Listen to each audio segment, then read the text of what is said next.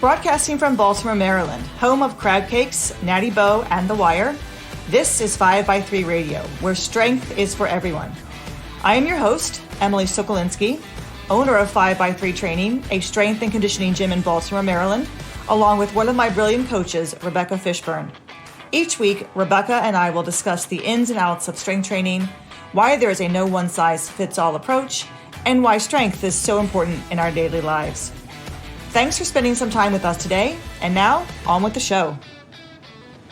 So last week, or a couple weeks ago, we talked about the 4 lifts, and we went over in detail the squat, the press, the deadlift, and the bench, and how they're very useful, and the carryover to our daily lives. Today, Rebecca and I want to cover something that's very important, and that will help you with your training and making progress in the gym, and that is recovery. This is a topic that most people really don't think about when they start training. I think, when you're going to the gym and you're just mindlessly going to the gym and getting on the treadmill, you may not think about this. And that's kind of what I was thinking, is like, if you're coming at barbell training from a gym goer perspective or a group fitness perspective, this whole conversation is going to be exactly totally new ideas. The idea that rest, recovery, sleep, all of those sort of things have an impact, or an impact on your ability to do the exercises. It seems like a lot of what popular gym culture or group fitness culture is kind of every day you do something. Do more. Right. Don't do less, do more. And kind of not recognizing the importance of recovery.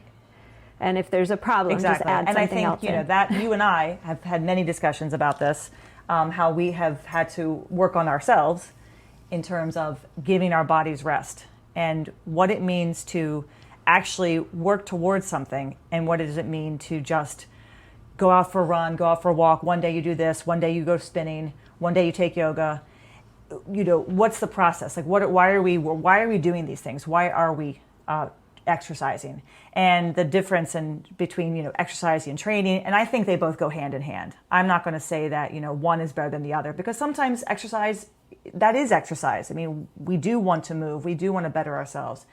And the kind of work that we're doing now with our clients is helping them get stronger. So there is a specific goal in helping them understand the stress recovery adaptation process that goes into getting stronger.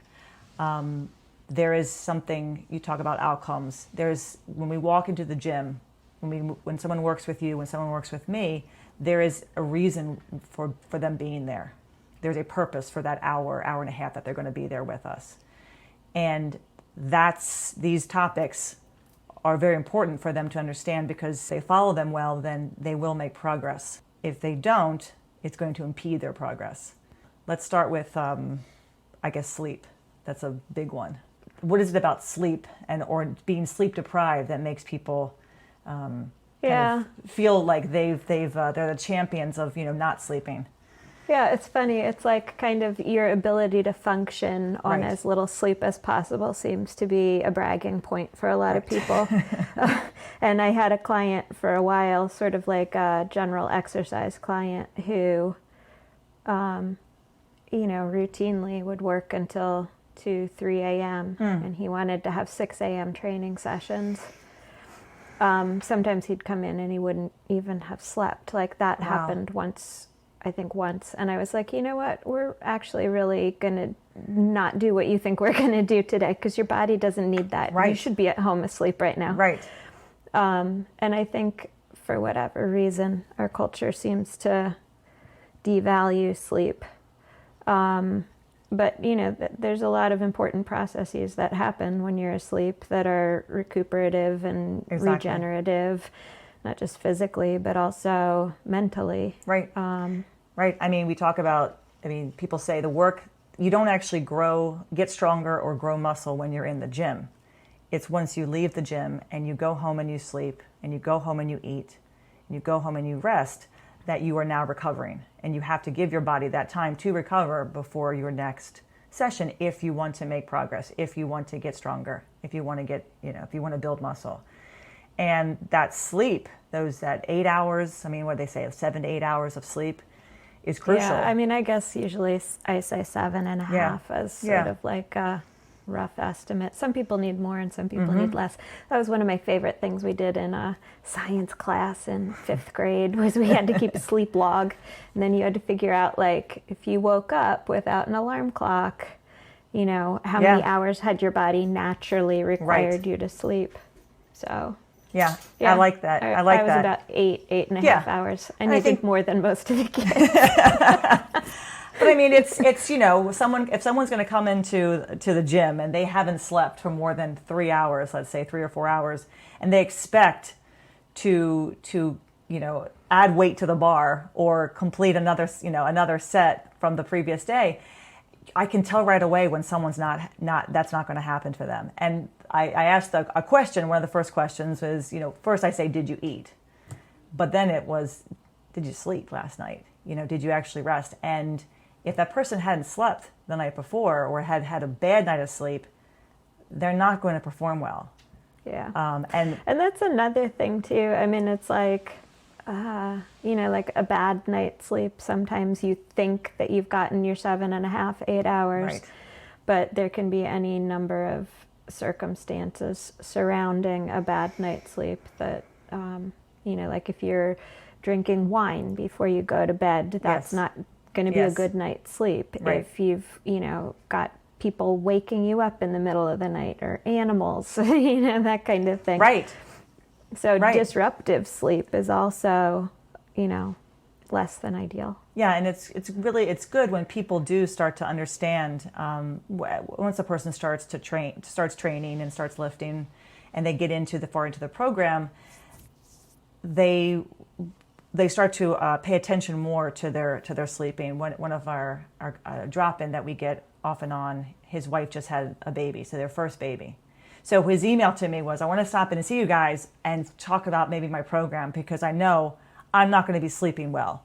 And that's going to interfere with my training. So he's aware of that, and then making new lifters aware if anything is changing in their life that, okay, you started this program with us, just going to kind of let you know that's going to interfere. If you're working nights now, if your schedule is changing, we need to work with you because you're going to find it might start to become a little difficult to make progress. So we're going to figure out the best way to handle your programming and handle your training when that arises. And at first it's like, oh no, I'll be fine. And then they realize when they come in and they're so tired and they're wondering why they can't squat today. And last week they did this. It's like, well, each week is going to be different too, but sleep is definitely plays a big role. I think if it's something that's like repetitive, you repeatedly have bad nights of sleep, that's definitely going to have a bigger impact. A lot of times if it's sort of a one-off, you had a crappy night's sleep, you were up for whatever reason, sometimes you can kind of just go on adrenaline the next day. That's how people make it through their next day at work if they've only had 3 hours sleep. And it seems like sometimes even it's like 24 to 48 hours after not sleeping well that it really kind of kicks you in the butt. But if it's something that's happening on a regular basis, then you kind of have to take that into account when you're setting goals and expectations for your program. Yes. Yeah, and if you're working with a coach and you come in and you haven't been sleeping well, let your coach know. Definitely speak to the person who's working with you because they're going to expect for you to add weight, or they're going to have something outlined. And today you're supposed to do 4 sets, and you haven't slept well in almost a week. Don't keep that. Don't suck it up like well I can just push through. Pushing through is a bad idea. Your coach will appreciate it more if you say, I haven't slept in like a week. They're going to say, then we're not doing this today. If they're a good coach. It's I think a little different too if you're talking about pushing through and what you're doing is going out for, a 3 or 5 mile run. You can push through. Right.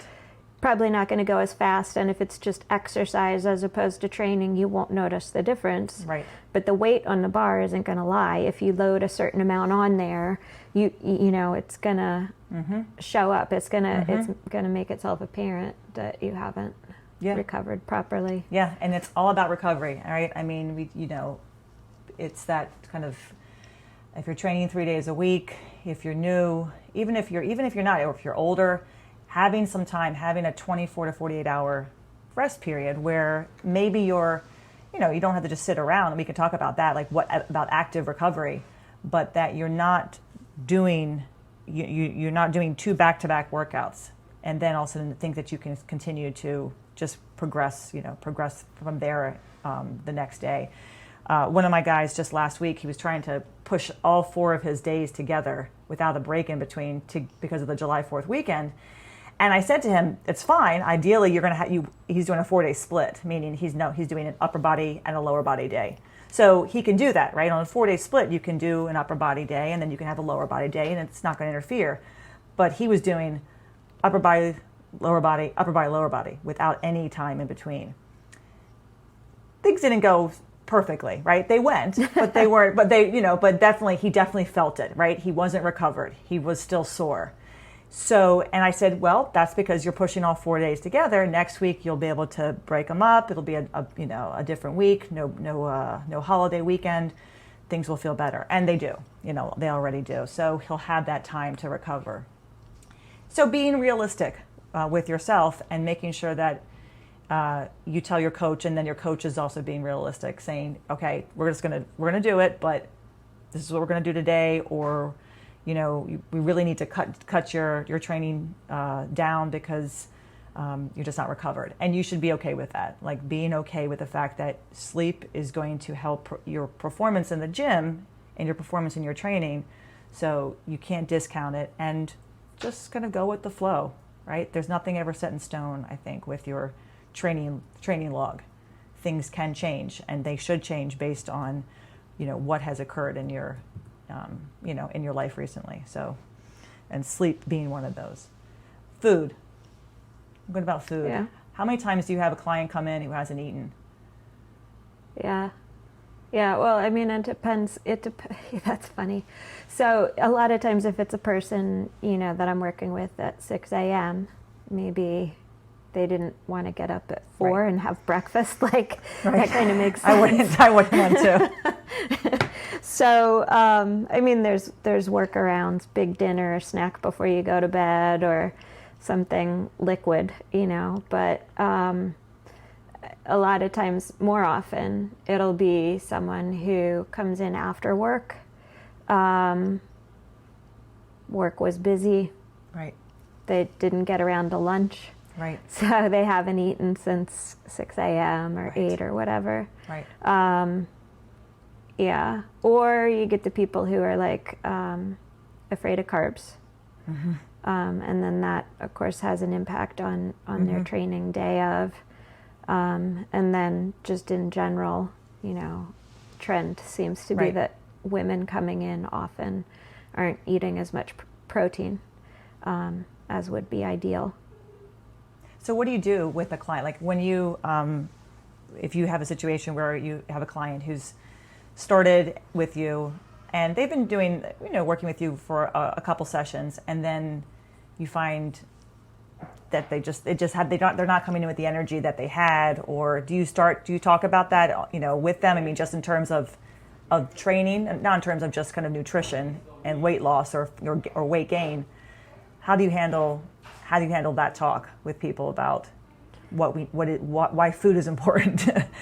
Pointed, Yeah, but I guess food, I think with people, I just sort of like when they're getting started, like we've talked about this before, a lot of the people that we're working with are, just kind of regular people. Mm-hmm. They don't necessarily have, goals of lifting huge weights. Right. They just want to, be a little bit stronger. Exactly. A little bit less, achy. Right. A little more able to be involved in their life in an active way. So they, eating is a little bit, they're maybe coming at this from a place where they're trying to eat less, or they're trying to avoid carbs, or they're, definitely not coming at this from a perspective of someone who's trying to eat big to lift big. Right. And, maybe they've got some concerns about not wanting to, like bulk up, or, however they want to describe that. So I just kind of gradually start talking about any of these things, sleep or food or stress, and just talk about the importance of protein to help rebuild what they're breaking down when they're in the gym, the importance of carbohydrates to fuel their lifts or fuel their activities. Right. I don't, the people we're working with are not the people who need to do a go mad diet or really eat a whole lot more than they're necessarily used to, but just prioritize some protein foods and make sure that they're getting carbohydrates, not cutting those out entirely. I don't know. What do you do? No, I agree. I have to say everything that you just said. I also do. I think with the ladies who come in, they often are not eating enough protein. So no one comes to me typically for weight loss, right? People don't come to the gym looking to lose weight. They come to the gym because they want to get stronger. They want to learn the lifts, and they want to learn them safely, and they also just want to kind of physically feel better. And then maybe down the road, they might want to do some nutrition work with me, and I have a couple clients who have started that. But in general, I do talk about the need for protein for ladies, and stress the importance of, if you're going to perform, in order for you to feel good in here and perform well, you're going to have to eat, and that means eating protein, and especially for the ladies, eating more than they're possibly used to, and then offering a few choices, food choices that might that would work for them. But you were saying about the person who skips lunch, and I can't tell you how many times I've had that discussion with some of my guys who have missed. They haven't missed lunch, but they haven't had anything before they show up at like a 6 o'clock training session, and then they're falling out. Like they literally are getting dizzy. And I asked them, "When did you last eat?" And they said at 12 o'clock, and it's now 6 o'clock. You have to have something in between. In between your lunch and when you're going to train. So the thought of I'm going to burn fat and by not eating, we're not doing that at the gym, right? We're not trying to burn calories or burn fat. We're trying to get stronger. We're trying to build, and we want to build muscle, and building muscle means eating. So just encouraging people to have a banana or have something, a granola bar or something before they train. And just doing that, the person will start doing that, and I don't see any issues later on. It's almost like once they hit that wall that one day, they don't do that anymore. But that might lead into a little bit more discussion about, well, what should I be eating, and how much should I be eating? So it can go in different ways. It either just becomes, I want to make sure you have a snack before training, and that's it, or I'd like to actually put some muscle on, or I'm looking to lose some weight, or I just need to eat better, and can you help me with that? So it goes in a number of ways. I don't ever come to that point right away with people. It's more just, you need to make sure that you're eating well enough that you perform in the gym well. And if you're not performing well, we need to take a look at how you're eating. And everybody kind of understands that, because they don't want to come to the gym tired. And they don't want to come to the gym and not hit the numbers that they want to hit that day. So everyone does get the need for eating. I think many people who are trying to maybe gain weight, some of our smaller guys, they need to learn how much they really do need to eat. And right, they think they're eating a lot, but they're really not, because they're not gaining any weight. They keep losing weight, even though they say I eat all the time. So that's a whole, and I do have guys like that. And I do have women who want to lose weight, and I do have guys who want to lose weight. So I'll have lots of people on the spectrum, when it comes to eating. The main thing I focus on is, if what you're doing, if you're in the gym and things are moving in the right direction, that means you're eating well, means you're sleeping well. When things start to feel bad, when you start missing days or missing reps or kind of feeling a lot tired, we need to talk about what are you eating and and how are you sleeping. So that's where the food conversation kind of comes in for me. It's just the making sure that, and I don't want to tell people what they need to eat, right? Because everybody's going to kind of find the what works for them. But as you're saying, carbohydrates, that kind of fear. But carbohydrates can be an apple. It can be a banana. I mean, we're talking, a piece of fruit. That's all you need to get your blood sugar, back up and to feel better and to be able to make some progress. Yeah.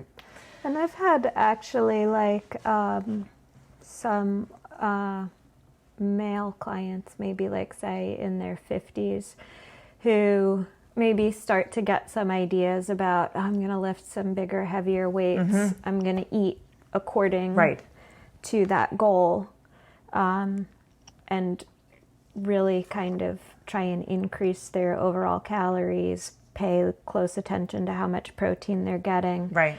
And it seems like for older individuals, and it's hard to say because I don't really think 50 is that old. No, it's not. But, there's a tipping point. But it seems like people in their 50s and older, if you start eating in order to lift heavier weights, it usually doesn't go the way people think it's going to go. And, they give it they increase the calories, they increase the protein, sometimes to the point where it's like a second job. And then they come back and they're like, yeah, I don't like the way my pants fit anymore. and not in the sense of, okay, I got some muscle on the backside now. Yeah. I mean, you're talking to you're not 17 years old. You're 50, you're 55, you're 60. That's a hard thing to come to terms with. It is. And at 17, we have a young man who's going to start training with us, and he's 16. And he's, he said his father's he's lost some weight. He's down to 147. He was 155, and he's still super, super skinny. He's a football player, and I'm like, great, we're going to get you in for 2 months, and we're just going to force feed you and make you lift weights. And he's like, I'm in, I'm all in. He just, he's ready. He's that 17-year-old who needs to have a milkshake and eat 5,000 calories because he can, because he's still growing. Right? The 50-year-old needs to understand that they're not going to eat like that. There's a point of diminishing returns. Yes. How strong do you want to? I mean, sure. The more I eat, the heavier I can lift. I mean, it's true that yes, you in order to put weight on the bar, you may have to put weight on yourself. But after a while, what's the real reason? Yeah, I mean, I kind of got to that point a couple of years ago. One of the other trainers that I work with, and that was when I was really on a roll with I wanted to get to a certain weight, particularly with my deadlift. And one of the other trainers I worked with, who's a CrossFit guy, was like, yeah, you're going to have to actually start gaining more weight though. He's looking at me going I don't really see that body being able to lift a whole lot more than what you're saying you're lifting right now, unless you start packing on some more pounds. And then it was sort of okay. I mean, there's a point where it's okay, that's probably not a bad trade-off. You're going to be afraid of a couple pounds, or do you want to be strong? Right. But you got to kind of figure out where you're comfortable. Exactly. Along those lines. I mean, the food fuels the training. And I think the barbell training allows people to kind of reconceptualize food, redefine their relationship with food, think about it a little bit more. Yep. But it can be a slow process. And any changes that you make can be a slow process. Yes. And especially as someone is getting started and the weights on the bar aren't that heavy and they're learning form and they're being introduced to these concepts of of sleep and nutrition as supporting Yes. factors in their training program, and thinking about how they can prioritize those things outside of their hours in the gym. And if they find that, I mean, I don't know, I've never heard of anybody saying they felt worse for having more sleep. But if they find that they're changing their eating habits and it's leading to results that makes them happy in the gym, that's great. If they're making changes in their eating habits that lead to results that they're not so happy with outside the gym, Right. then make small changes and get back to where you were. Like it's a little trial and error thing. Right. Nothing's set in stone or permanent, but the nutrition is important if you want to be lifting heavier weights. Yeah, and to go back to something you said about the kind of people that we train, that yes, people want to make progress, but no one comes to me and says to me, I want a 600-pound deadlift. If they say that and they weigh 150 pounds, I'm going to say, well, we're going to have to do a lot of training and a lot of eating. Right. I mean, because your deadlift right now is 135. So it's going to take some time. And that means, you got to put some energy. But no one has said that to me. Everyone just wants to come in and lift a little bit more than they did the last time and feel good and get stronger. They like the process. They like the training. They understand the eating, but they're, no one is eating 5,000 calories, right? No one needs to do that. Not for the kind of work they're doing. What they need to do is just make sure that they're eating enough to support the work that they're doing right now, as you said, in the gym. Yeah. And if they have a goal, well, then we have to sit down and plan, and plan for that goal. But 99.9% of people's goal is just to show up, get their training in, and continue to make progress, and to continue to perfect the skill that they're working on, squatting, deadlifting, get the technique down and feel good. And everyone walks out of the gym feeling good. It's the food is there to support what they're doing. And every time someone leaves, I'll say, have a great dinner. Or now go home and eat a good lunch, right? Because that's what you need to do. You've just spent an hour and a half breaking your muscles down. Now you've got to go rebuild them. So that means heading home and eating.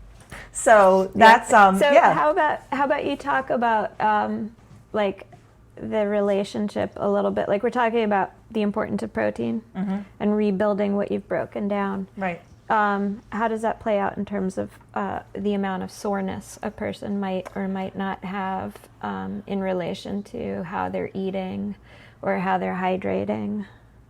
Yeah, I think it's more. If someone's really sore, you mean it's like if someone's really sore constantly, like they just can't seem to not be sore all the time. Is that what you're? Either that or just intermittent.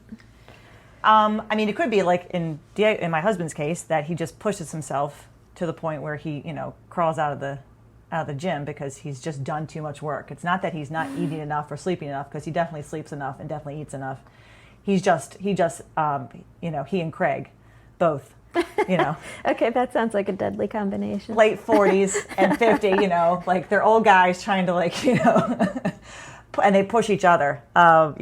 Craig sees Diego doing bodybuilding, so he's going to join in, and then he can't walk the next day. So that's someone who's, who likes to torture themselves with as much work as possible, right? The person who's sore all the time, I mean, that could be a combination of they're not drinking enough water, so they're not hydrated, and that it could be that they're not eating enough. I don't know if I've ever experienced that. It's more that the person is just doing stuff outside the gym possibly that I don't know about, and that's interfering with their ability to recover. So when they come into the gym the next day for a session, their performance is not on par, and they say they're eating enough and sleeping enough. So then, what's the next thing that you're going to go to? Well, what are you doing on the days that you're not here? That's what I've experienced. Have you experienced someone being really sore because of poor nutrition habits, or I'm sure that could necessarily. It just seems like with myself, there's often a correlation. Like I'll do something that I expect not necessarily to be sore from, And if I've got more lingering soreness, I'm like, oh, let me see what I've been eating or not eating. It's your age. No, Emily, I don't know. Because that's what we say. That's what I use as my excuse. It's your age. That's what Diego uses. Dale told us that he was closer to 30 than he was to 20. He's 25. He said, I might as well be 30. I was like, it doesn't work that way. I think the soreness can, I've noticed that just week to week, it could be just, who knows why I get sore from one thing to the next. And one week something really hits me and the next week it doesn't hit me as much. Could have been the way I slept. Maybe I was curled up kind of funny. Maybe I had my arm underneath a pillow funny. So I've often found that, and that's just also my members who have mentioned that to me. They kind of wake up, they're like, I had this crick in my shoulder. And I say, well, how'd you sleep last night? Oh, I woke up in a really awkward position. I was like, well, that's probably what's going on. I don't think it's what you did here. I think it's what you did at home and when you were in bed. And that's, that's a shame. I mean, we don't want to have to say that. But yeah, that just doesn't sound right. Doesn't sound right, no. But I mean, I know that I sleep like in a fetal position at times, and so my knees will hurt in the morning the next day because I've slept like curled up in a little ball, and that doesn't do well for my knees. So I have to be mindful of that. So we covered sleep, we covered food. I wanted to throw in there kind of what I guess active recovery, like what people are doing outside the gym. Would that be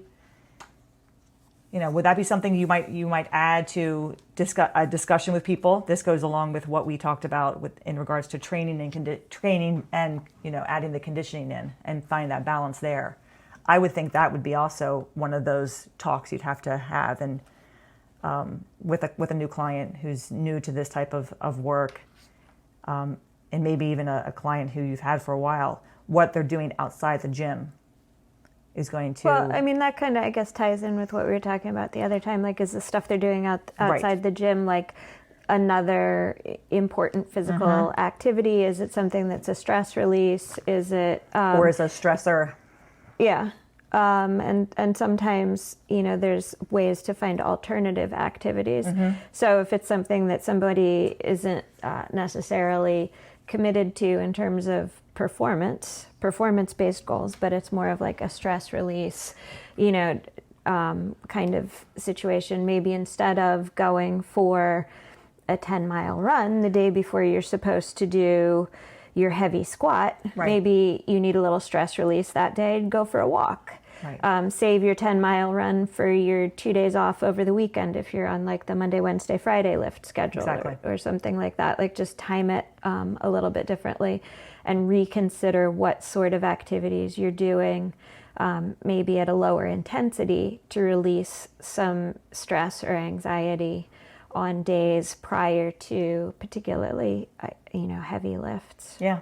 Yeah, it goes along with, when we spoke about, tying your stressors on the same day as another stress. So if you like to running in the evening after your lifting session in the morning, or if you train on Tuesday and you really want to do something on Wednesday, well, as you said, go for maybe a short run if you're a big runner, or a easy bike ride, or take a yoga class. I mean, those are things if you really want to do something and you want to move your body. Just make sure it's an activity that's not going to cause an additional amount of stress and impede your recovery for your next training session. And a lot of times something that you might do at a low intensity that just is some moving or yoga type stuff or whatever, gets the blood flow, kind of clears out any, lactic acid, whatever, that might be in the, that might be contributing to any soreness or fatigue. Right. Like, not a good idea to do a boxing session the day before your heavy press day. I learned that lesson. Did you know? I did. I was like, I'm just going to do the, hit the bag for a few rounds. And then on the next day I was like, that didn't really go as I planned. Better to have hit the bag the day after my press session than the day before my press session. So, lesson learned there. I'm not ready for that. But yeah, and that's, so the active recovery, no one's saying you shouldn't do anything. If you're going to lift, you have to cancel everything else out of your life. Just go home right afterwards, eat, and then sleep. We don't want you to do that. We want you to enjoy your life. And neither you nor I do that. Do your heavy deadlift, go eat a steak, and then sleep. That's right. If you don't have to work, great. That's, then you have the luxury of just, eating and sleeping and training. Would not be lovely? No. I mean, be mindful. And that's definitely, and it goes back to something that we mentioned early on, that when you go from just kind of taking classes at the gym, at your local gym, or going on the treadmill and maybe going to the weight room every now and then, and you change your focus to, I really want to focus on learning the lifts, I want to focus on getting stronger, I want to focus on learning how to squat and deadlift, that everything has to change with you, right? You can't do that and then still do all your other activities that you like to do and think that the next time you come in you can just continue from where you were the day before. One of my clients learned that. She's got a Peloton, and she was coming in to lift, and then she was doing 45 minutes to an hour of Peloton work every single day. So we had to talk about how to cut back on that and how to add, maybe put 20 minutes on after her session.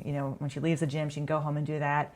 And the next day, maybe if she wants to do a Peloton cycle, make it short. Make it a short one. Have a longer ride on the weekend. So, and that took some time for her to understand and be okay with that. Right.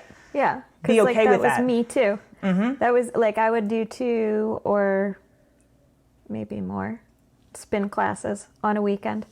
I used to show up at 8 a.m. so I could do the 8 a.m. and then roll right into the 9 a.m. Right. And then it's wait, when does that fit? Where do I put that in the? Yeah. I mean, and so it's you're not, and this goes along with what people say. Well, there's exercise and there's training, and training is exercise. I mean, let's be real. You can have both. You can have both, and you should have both. We should exercise. We should move our bodies every day. We should learn how to do different things with our bodies, not just one motion, but we should be able to get to the floor and get up and move across the floor and move back and move in all sorts of planes. So I'm of the school of, you should be able to use your strength to be able to do all these other extra things in your life, crawl underneath a gutter to fix something, or, if something falls to the floor and you have to kind of crawl underneath the table to get it, you should be able to do that. If you can't, we got a problem. So, the two go hand in hand.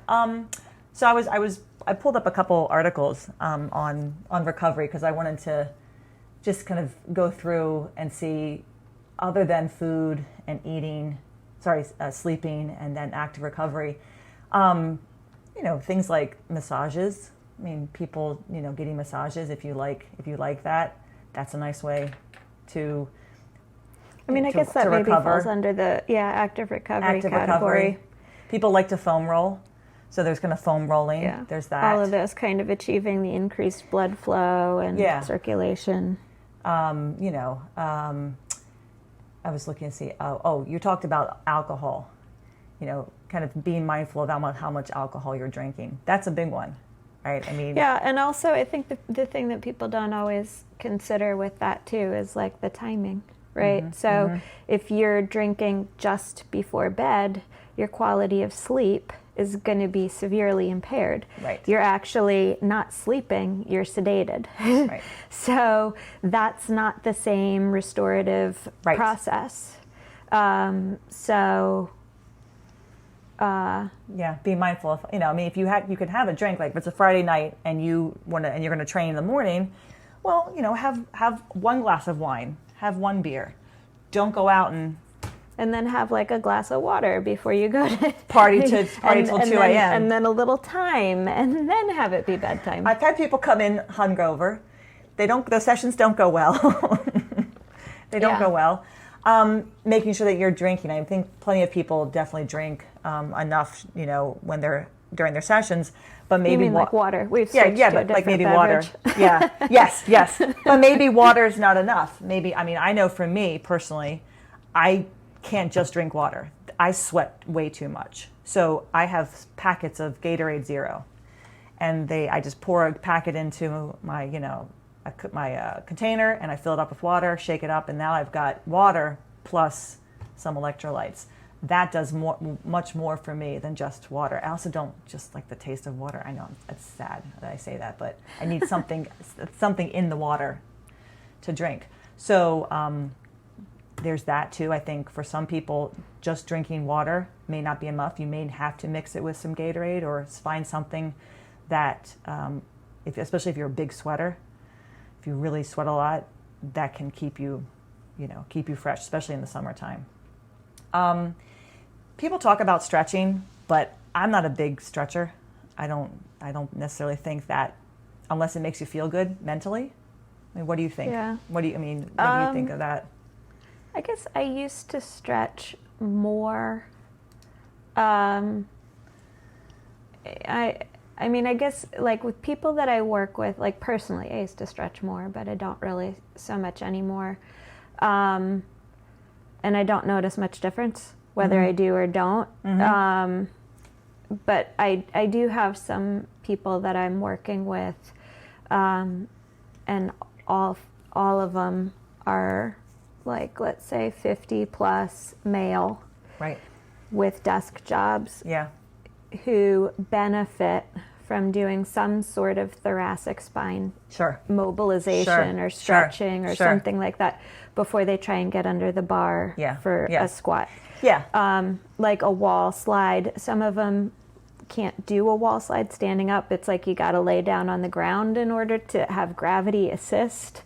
And doing that prior to trying to jam themselves under the bar, like getting under the bar in and of itself for a lot of people is a good stretch. Yeah. Some people need to start a little bit before that. Yeah. So I think what you're saying, is the same thing I do with a lot of my lifters, and mainly it's the guys, and it's young and older.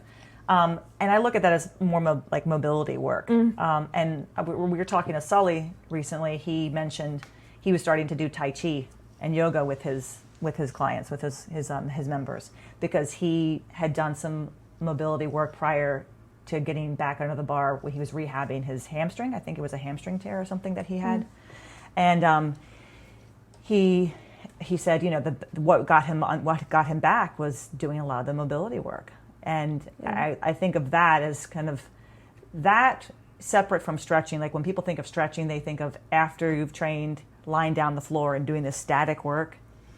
I don't know how much that really does help out the body. I guess the only thing, like sometimes it's like your body just wants to stretch out. Yeah. That's something different too. Like just sometimes you're like, oh, I just got to stretch, Yeah, I think that's, and I tell people, that's more of letting your mind just kind of relax. Like you're not stretching any of the muscles, but when you're getting under the bar beforehand, or doing kind of like that wall stretch where you put your like the pec stretch, you put your arm against the door frame. Any of that, the foam roll work for the thoracic spine, that's just to kind of, the body's kind of been cramped up in this one position, and now you're trying to get it to relax. You're telling your brain to relax what the muscles are trying to do right now. And then as you do it more and more, you start to, warm up. Your body starts to understand what it wants to do. And then, weeks and months from now, you keep doing that, it's becomes automatic. You find yourself not needing to do as much of that as you used to, because now you're doing it so often. You've changed how your body moves. You changed how your body, is able to get into those positions. I think the mobility work is, I used to do it a lot more than I do it now. I do it as needed.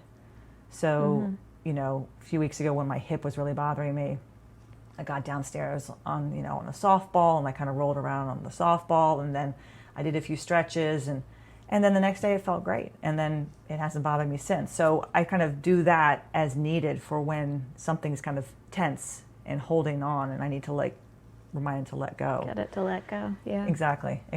Yeah. And the stretching or kind of mobility work to get under the bar, people who have tight hips or aren't used to that squat position, I like that. That's another sort of mobility thing. Yeah. Sometimes, like, I'll start out just kind of hanging out down at the bottom in the squat position and rock one side to the other. But like you're saying, that I do on an as-needed basis. Yeah. And that's sort of how I encourage clients to proceed too. If there's anything in particular, I mean, you don't want to like overstretch before you lift. Right. Little tightness is helpful. Yeah, I mean the warm up, the squat warm up is just that. It's the warm up. I tell people do as many sets with the empty bar as you need to. I have one of my new clients. I taught her the prying exercise, what you're talking about, sitting down there, kind of holding a weight, rocking back and forth, just letting your body relax to that position. Because if you're not used to being in that position, the body doesn't understand what to do until it actually. To me that has an exercise name. Yeah, it's like the prying exercise. Yeah, because it's like sometimes you just do something because your body is screaming out to move in a certain way, and then you find out it's a thing and it has a name. It's like, no, that's just like the thing my body was asking me to do. I like to be able to say this is the prying exercise, and then I go, oh, okay. Yeah, I can Google it, I can YouTube it, and it comes up. I do stuff like that before I squat, and Jan's like, what are you doing, worshiping there at the bottom of your squat rack? Sometimes it's like I'll get down, it's like my knee needs to pop, so I'll do a little child's pose thing. She's like, what you got going on there? I mean, Diego will hang from the bar, he'll hang from the rack before he presses because of his shoulder. I have one of my other guys who will do that before he presses, and it's the only thing that will help him get into the overhead position. And then once he starts pressing, it just becomes more and more natural. We spoke about that with my mom, right? About her stretching and strengthening work. And she was pressing today. And I tell you, she was doing yoga over the lockdown. Her bench looks great and her press looks great. And she didn't do anything like that. She didn't do any strength training for 2.5 months. All she did was yoga. And she came back and her body is moving beautifully as a result. So there's something to be said about obviously definitely doing that work in combination with the strength training. Yeah. I don't know if we want to kind of wrap up here and touch on stress. Stress has its own podcast. Yeah. I mean, I don't know. You could talk about that forever, I suppose. That might be too much to talk about, like just too much to take to talk about stress for an hour. But, stress, I think, for a lot of people, myself included, is as big, sometimes bigger, a factor in terms of recovery or ability to perform lifts in the gym than any of these other factors that we've mentioned. Yep. And, I mean, stress is going to disrupt people's sleep. Yep. It's going to affect the way they're eating. Yep. And sometimes it's the sort of quiet, insidious stress that you might not actually even notice. I've had times where it seems like everything's fine and under control. And, people generally tend, it seems, to store stress or have it manifest in different parts of their body. Like some people will get headaches or stiff neck, right? Like they store the stress in their shoulders are shrugged up into their ears all the time. Some people store it in their hips, their low back, whatever. Those things seem to talk a little bit more to them when they come into the gym, expecting to be able to lift what they had programmed or planned for the day. But, work is out of control or life is out of control. And I don't think people sometimes realize that's what's going on. They think it's, they think they're not sleeping well because they're just, not sleeping well. They're not eating well because, they just don't know how to eat and yet it actually comes down to just what's going on in their life. And when they stop and think about what's happening, let's say at home or at work, then it becomes quite clear that is the reason for all those other elements that get out of whack. And I think one of the things that's sort of an interesting dichotomy here is the type of training, measured work, lifting that we're talking about makes it seem as though your body is sort of a machine. You're going to add a little bit of weight, you're going to do the work, you're going to have this result, you're going to repeat, you're going to have this next result, and it's going to move along in a very logical process. But when you take that and you mix it with what happens in human bodies, which are not machines, and you have all of these other very human factors, I think that's a lot of times where people get into a little bit of a rub or disjointed view of what's going on, because your body isn't a machine. No. And even though it's easy to approach it that way or think about it that way, when you're talking about this type of programming, like we talk about, we're programming our lifts as though we're, I don't know, machines, computers, whatever else it is that you program. And then your body reminds you, hey, guess what? You're human. And it's like, crap. And that's why whenever I give someone a program, right, you know, when they're out of that, they're no longer, they've been lifting more than 6 months, they've been to their year and they're doing different things. I say, this is not set in stone. This is what I think is going to work right now. We will know if it's working. We'll run this for a little time. We'll change things. We'll add things. It is fluid, because we're not machines, as you said. You know, things come up. There's a bug in the program. Right. I mean, I think, and I'm not going to spend much. We're not going to spend much on this at all, because I think it's like I said. I think we could spend a whole amount of time on stress. But for the 10 years that I've been training, I probably have had maybe 3 good years, 3 good training years where everything was moving in the right way. And I say that only because, a year after I started training, my sister got sick. She was diagnosed with cancer, and that's where I realized my body is not a machine, because it broke down. It broke down. I was also trying to dance at the same time. So I was trying to dance with the dance company and run, and then keep my gym going and help her and train on my own. And if you look at my training logs between 2012 and 15, or then even after that, after she died, it is a mishmash of training. It's just me trying to keep some semblance of structure in my life, and control when I don't have any other control, and I think people don't understand that, and they need to realize that it's okay to break away and change things as needed when your body tells you otherwise, or when life tells you otherwise. But that's a difficult conversation too. Exactly. When your brain wants to do the program and your body has other plans. Right. And that's where we come in, I think as coaches, to really to empathize. I mean, not sympathize, but empathize. Like, we've been there. You've been there. I've been there. I get you. I understand that you're not feeling great right now. We're gonna make sure we do something that's gonna make you feel good. And then when you start feeling better again, then we can transition back to that, regular scheduled program, as I like to say. Regular schedule. We're gonna take a break from the program.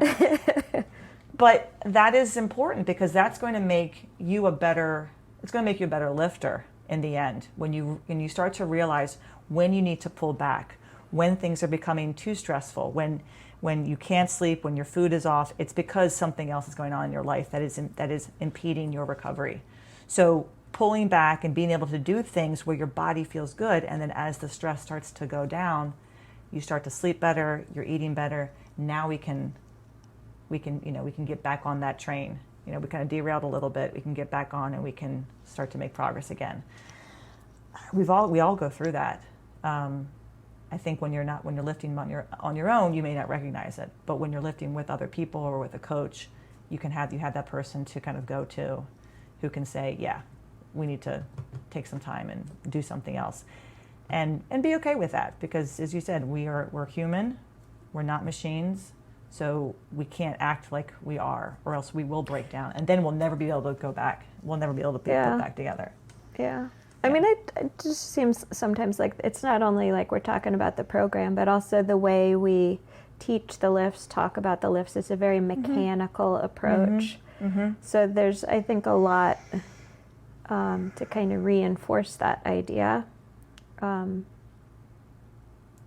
And But then, I think those are movement skills. I mean, we're teaching skills. We're teaching just natural movement. I mean, sure, we have this bar, we talk it in terms of, but I try to keep it as like, this is what you do in real life. Think about why we're doing this. So it becomes more natural and more human and less mechanical. And I think people appreciate, both. They like understanding how the body works, and sometimes the body's not going to cooperate. So understanding that too. Stress plays a big role in the recovery factor, but can be managed as long as you recognize that the stress is there. I think that's the hard part too. Recognizing when the stress is there.